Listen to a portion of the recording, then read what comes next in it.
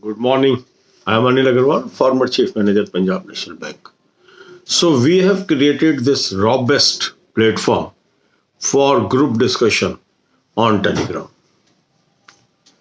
More than 14,650 active members are there on this channel, and they are participating in group discussion between 9 p.m. and 9:45 p.m.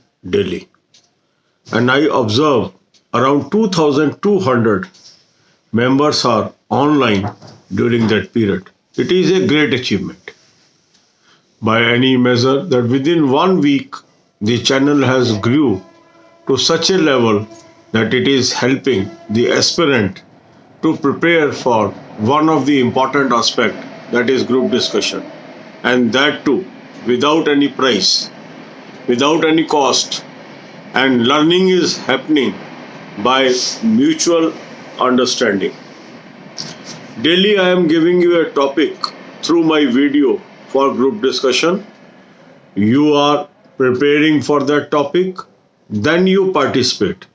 Now participation is permitted either through writing a message on that or through audio clipping. I am happy some of our members are now using the audio clipping method also.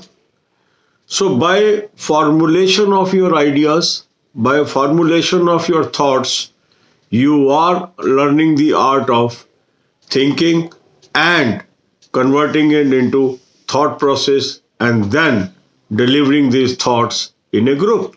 And it is a very, very good sign that you are developing this technique over a period of time. This technique will not only help you in building your confidence for group discussion, but also helps you in essay writing, letter writing, and your participation in interviews.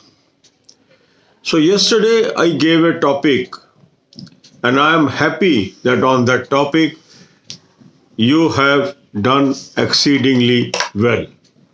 The topic was shortfall in GST collection, its impact on state finance.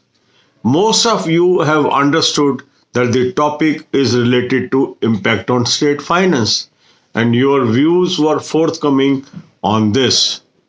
As you are aware, after the implementation of GST, the power of state capital governments to raise taxes at their own has come to almost nil. Only on few items they can impose VAT, or they can vary the VAT like petrol, diesel, or liquor. Now, once this limitation is there, now their fate is totally dependent on GST collection on all India basis. And if GST collection falls, they have a guarantee from central government that they will be compensated at a predetermined rate with a minimum rise of 14% over a base of particular year. That means states are assured, but this assurance is not sufficient. If center fails to fulfill its assurance or delay on its assurance, naturally states suffer. Because from the tax collection only you are able to meet the expenses, and that expenses may involve payment of salary to their staff, payment of various expenditure that is necessarily required for development of the state.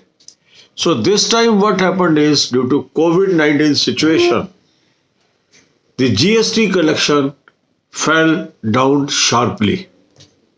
And during this period, since money was not available with central government, they delayed the distribution of money to states.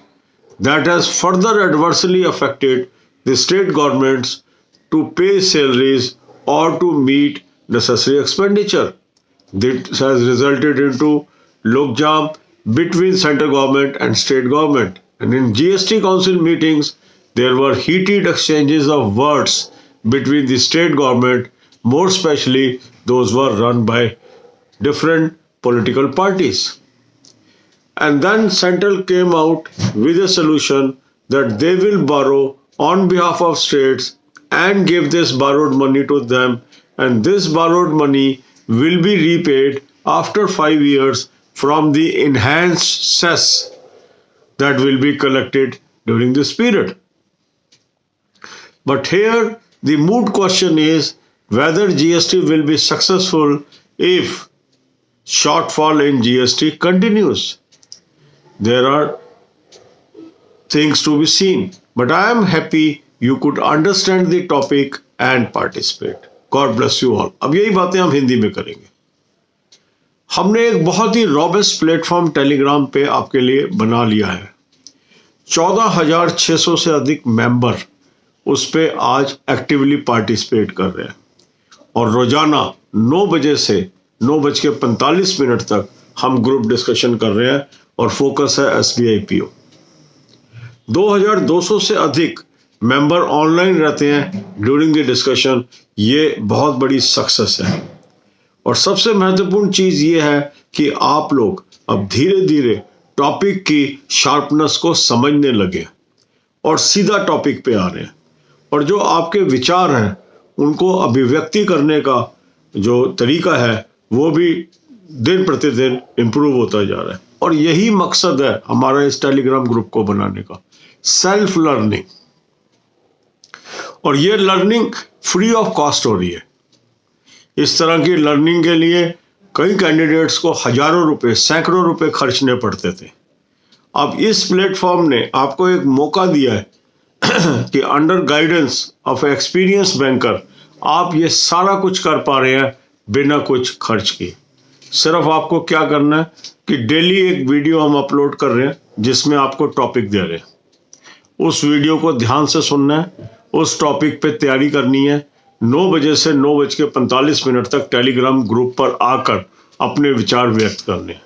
ये विचार आप message के through भी व्यक्त कर सकते हैं और ऑडियो क्लिपिंग के दौरान भी के थ्रू भी व्यक्त कर सकते हैं. धीरे धीरे इससे क्या हो रहा है, आपके सोचने समझने की क्षमता बढ़ती जा रही है. जो आप सोच समझ रहे हैं उनको विचारों में बदलने की क्षमता बढ़ती जा रही है. फिर उन विचारों का आदान प्रदान करने की क्षमता बढ़ती जा रही है. इस सब से आपको क्या फायदा होगा? जो रिटन एग्जामिनेशन है, एसे राइटिंग, लेटर राइटिंग, उसमें मदद मिलेगी. फिर जो आपका इंटरव्यू होगा उसमें भी मदद मिलेगी और जो ग्रुप डिस्कशन होगा उसमें तो डेफिनेटली मदद मिलेगी क्योंकि आपने इतने बड़े सैंपल में अपने विचार रखे और धीरे धीरे आपका आत्मविश्वास बढ़ता चला गया. ये बहुत जरूरी है. अब कल का जो हमारा विषय था वो था shortfall in GST collection, impact on state finances.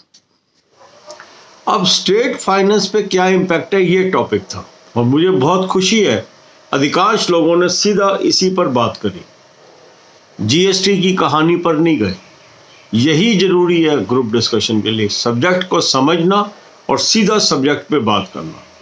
आज जो स्टेट की फाइनेंस है वो किस बात पे डिपेंडेंट है? क्योंकि टैक्स लगाने की क्षमता उनकी खत्म हो गई है जैसे GST आ गया. सिर्फ कुछ ही ऐसे मद हैं जिनके ऊपर स्टेट गवर्नमेंट आज टैक्स को बदल सकती है या लगा सकती है, जैसे पेट्रोल है, डीजल है या लिकर है. पर सारी आइटम्स के ऊपर अब जो GST लागू हो गया है तो जो भी टैक्स है वो यूनिफॉर्म है पूरे देश में. One nation one tax. ऐसे में क्या हो गया कि अगर GST की कलेक्शन गिर जाती है तो स्टेट्स के पास जो मैकेनिज्म है जिसके अंतर्गत ये गारंटी की गई है कि GST कलेक्शन कुछ भी हो, स्टेट का जो टैक्स का हिस्सा है वो एक सुनिश्चित रहेगा. एक टैक्स बेस के आधार पर 14% की ग्रोथ के साथ उनको मिलता रहेगा. अब ये सुरक्षा है और यदि ये नहीं मिलता या ये डिलेड मिलता है, इसके जो इम्प्लीकेशंस है बहुत ही सीरियस है, जैसा कि इस बार हुआ. अब जैसे ही लॉकडाउन लगा GST की कलेक्शन गिर गई. जैसे ही GST की कलेक्शन गिरी, सेंटर के पास इतना धन नहीं था कि वो स्टेट्स का हिस्सा टाइम से उनको दे सके और इस कारण एक रस्साकशी स्टेट्स और सेंटर के बीच चलती रही कई महीने तक. और खासकर ऐसे राज्य जहां पर दूसरी पार्टीज का राज है, उन्होंने इसको जोर शोर से उठाया। और उसके कारण क्या हुआ कि जो राज्य सरकारें थी उनको समय से पैसा नहीं मिला, और क्योंकि समय से पैसा नहीं मिला तो वो खर्च नहीं कर पाई, सैलरी देने में दिक्कत आई और खर्चे करने में दिक्कत आई। उसके बाद सलूशन निकाला गया कि केंद्र सरकार उधार लेगी राज्य सरकारों के बिहाफ पे, और ये उधार उनको लेके दे देगी, और 5 साल के बाद राज्य सरकारें इसको वापस करेंगी। और ये वापस कहाँ से होगा? जो एडिशनल सेस लगाया जाएगा वहां से जो कलेक्शन आएगी उससे वो वापस करेंगी, ताकि उन पर कोई भार ना पड़े। तो आप देखेंगे कि जब जीएसटी आया तो राज्य सरकारें खुश थी कि उनको एक सर्टेन अमाउंट मिलेगा ही मिलेगा, और जैसे जैसे वक्त बीतता गया वहां पर एक ये नई मुसीबत सामने आ गई कि जिस साल कलेक्शन कम होगी या जिस महीने कलेक्शन कम होगी, अगर डिले हो जाता है शेयर मिलने में, तो इस डिले से जो नुकसान होना है उसकी भरपाई कौन करेगा?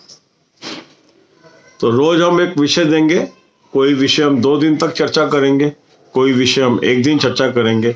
और मेरा मानना है कि जब तक हमारा ग्रुप डिस्कशन आएगा लगभग 30-35 टॉपिक हम कवर कर लेंगे इसके अंदर। God bless you all.